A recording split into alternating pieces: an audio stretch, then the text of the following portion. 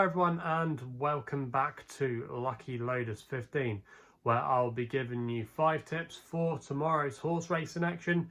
Now before we get stuck into them, let's quickly just reflect on how our tips have performed today.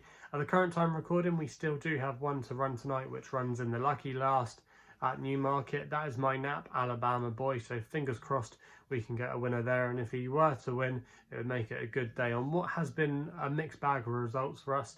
The only high point has been an each way return on my Longshot of the day. That was What's the Story for Kevin Stott and Keith Dalglish. Was a bit unlucky in running, I thought, was inconvenienced badly on 2 or 3 occasions, and given a more clearer passage, I think he would have threatened to win the race. So I think you can mark up that effort from What's the Story, and the handicapper as well might drop him a pound or two, which wouldn't be bad for him later on this season. So I think he's still a horse to keep on side, and that was the performance to mark up. Away from that though, our other 2 selections were slightly disappointing. Musica was beaten quite early on, was trying to make all the running but just couldn't last and got tired, so that was a little bit frustrating there. And then the other selection was my next best, Jaramillo, who I'm not sure really, there weren't too many excuses for him. Maybe he wants a better surface. When he won at Leicester, it's good to firm ground.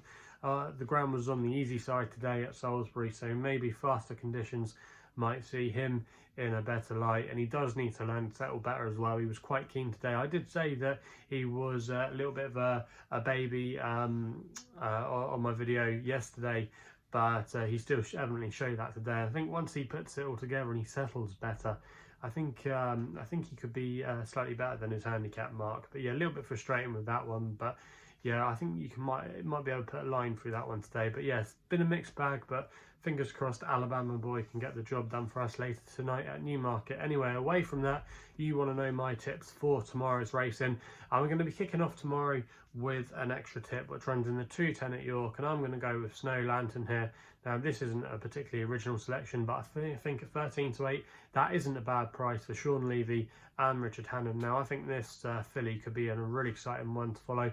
Of course, she was well hyped after her win at Newbury when she won a maiden there, taking on the boys, and actually that form has worked out quite well. The 3rd place horse has won on his next start, and the 7th place horse has also won for Brian Meehan on their next start too. So the form doesn't look too bad. The first 3 clear were miles ahead of the rest of the field. So yeah, I think there's a lot to like about the performance there from Snow Lantern on her win at Newbury, and she's bred to go on to bigger and better things. She's by Frankel out of Sky Lantern, 1,000 guineas winner, so she's bred to go on to bigger and better things. Now there were quite a few people saying after she won she should go for the guineas, she could go to the Oaks, but I think really she'll probably stick around this mile trip, maybe the 10 furlongs. If she was to win this tomorrow, I could see her go into the Coronation Stakes, and then maybe races like the Nassau Stakes at Glorious Goodwood later on in the season, maybe the Yorkshire Oaks, and then maybe the Sun Chariot, those kind of races. You know, I think they'll definitely be on her agenda this season. I think she could be a Group 1 filly in the making, and I think this is a nice race for her tomorrow to finally get some black type. So yeah, I think at 13 to 8 that isn't a bad price there. Few interesting opponents, but I just think Snow Lantern, like I said, I think she could be Group 1 class, and I think at 13 to 8 that isn't a bad price. As an extra tip, I'm going to recommend a 1-point win bet, and fingers crossed we can get off to a good start there. We actually don't have to wait long for my other extra tip of the day, which runs in the 2:15 at Newmarket, and I thought Master the Stars here for Mark Crean and Ed Dunlop wasn't a bad price at 13 to 2. That price was available with William Hill at the time recording, and I'm going to recommend a 0.5 each way selection here. Now these two actually teamed up for a nice winner at Beverley earlier in the week. I saw 1 or 2 people actually tipped it up in the comments, so fair play to you if you backed a horse there called Bread Glory. But yeah, both have been in decent form of late, and I think Mark Crean is going to be one of these apprentice jockeys you want to keep on side. He's been going great guns the last couple of months, been riding plenty of winners, and he's definitely going to be worth his £5 claim here. Now this horse is actually quite lightly raced so far, only 9 starts, but is really unexposed on the turf. You can forgive its maiden effort when it finished, I think it was 5th at Yarmouth, but its only other turf run came at Ayr when he was a little bit unlucky that day, but still ran really well to finish a very close second. So yeah, I think there's a bit more to come. He's got a mark of 88. I thought his reappearance effort last time out wasn't too bad when he finished in 3rd. I think there could be a bit more to come from him. the race might set up for him as well. There's a few horses in here that like to be handy, so if they do go a good clip, he could be staying on really strongly at the end. He's got further as well, so I expect him to be doing his best work late on, and I think he's definitely got a very good chance of going very close, and I think he's got a good chance as well of making the frame. So that's why I'm going to recommend the each way tip with him. We then head back, or I should say we go to Newbury, because we haven't been there yet, to the 225. And this is where my next best is going to be running, with a horse called Barbill for Eddie Grettrex and Mick Shannon. Now, at the current time of recording, this horse was available at 9-2, and I think has a really good chance in this race tomorrow. Now, this is a 6 furlong handicap, which I think is the ideal distance for Barbill. He's won over this distance a few times during his career, and I think off a mark of 99, that is not bad for him at all. He's a horse that doesn't have to make the running. He doesn't normally make it, but he normally is handy. He's normally just behind the pace. And there's a few in here that like to get on with it. I could see Masonic going forward, and it's always hard, especially over the sprint trips, to make all. But I just think if they do go hard, it's really going to suit Barbill. And I think in this race, he brings a bit of class.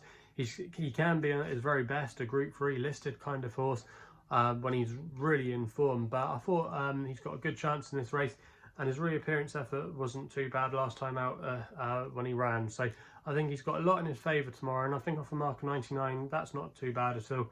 And I think he'll go one better tomorrow. I think he's got a really good chance in this race, and that's why he's going to be my next best. We then go to the 310 at York, where my nap is going to be in the Yorkshire Cup. I think Saron Priestly will take all the beating here for Franny Norton and Mark Johnston. Now, this horse at the current time of recording was available at 13-8. As my nap of the day, I'm going to recommend a 1 point win bet. Now, again, this isn't a particularly original selection, but I thought had a really solid chance. We actually put this horse up as my nap earlier this month when he won really well to win the Group 2 Jockey Club Stakes. He will have to carry the Group 2 penalty, and he does have to give a little bit of weight away to the likes of Santiago, but I think that shouldn't be an issue for him. I expect him to be handy, to go forward. That's his running style, and he's been in fine form this season. Like we said, he won last time at Newmarket. He won on his other start at Nottingham when he beat Ocean Wind, who boosted that form to finish second behind Stradivarius. So a lot of strong form lines. I think he's going to be a top class cup horse this year. He could be one of the horses to really take it to Stradivarius, who I think he can do. Obviously, we'll have to see if he can really stay that 2.5 miles, but I think from what we've seen so far, he's definitely got a really good chance. I don't think this race is particularly strong. I'm not a massive fan of Santiago. I can see people might say he might come on for his reappearance effort, but I just really like the chances here for this horse. I think Franny Norton will keep it simple. He'll go handy. Doesn't always have to make the running, but I think Franny will probably want to set the nice steady fractions, and I think he'll just out battle all these horses. And if you watched the win last time out when he beat Pile Driver, he was clearly on top, and he found again when asked. So a lot to like about Saron Priestley's chance tomorrow. Not another, it's not an original selection, but I just think he had solid claims, and that's why it's going to be my nap of the day. We then go to my long shot, which runs in the 425 at Newbury with a horse called Surrey Gold, which is available at 10-1 with William Hill, who are paying 4 places on this race. I'm going to recommend a 0.5 each way selection here for David Egan and Hughie Morrissey. Now, this horse ran an encouraging reappearance effort, I thought, last time out at Lingfield. It was only a 4-runner race, but it was quite a warm one. He was made 5-2 joint favourite, where he was beaten by John and Thady Gosden's Albert Camus. He was making all that day as well, which I don't think quite would have suited him. It's always hard making all at Lingfield, even in small runner fields, but I still think he ran really respectably. And he's by Golden Horn as well, who I keep going on about as a start. I think his progeny really do improve. And if you actually watched the replay last time, this horse looked a little bit smaller than Albert Camus, but he looked like he had a frame to grow into, and I think he could be better than a mark of 75 in time, and I think he'll step forward as well. He's still really unexposed, lightly raced, and I think over this 1.5-mile trip, and maybe even further in time, he's definitely a handicapper to keep on the right side of, and I think a mark of 75 is really workable in this field. So that's why he's going to be my long shot of the day. That is Surrey Gold for David Egan and Hughie Morrison. So they're the 5 tips for tomorrow's racing. If you're still enjoying these videos, remember to hit the thumbs up button and subscribe here to my YouTube channel of Lucky Loaders 15. If you want to follow me on social media, the place to do so is on Twitter, where my handle is @LuckyLoader15. And if you want to find out a little bit more about myself, my website address is www.chrisloaderracing.co.uk. So please gamble responsibly. Hopefully we can have some winners tomorrow, we'll be seeing you soon.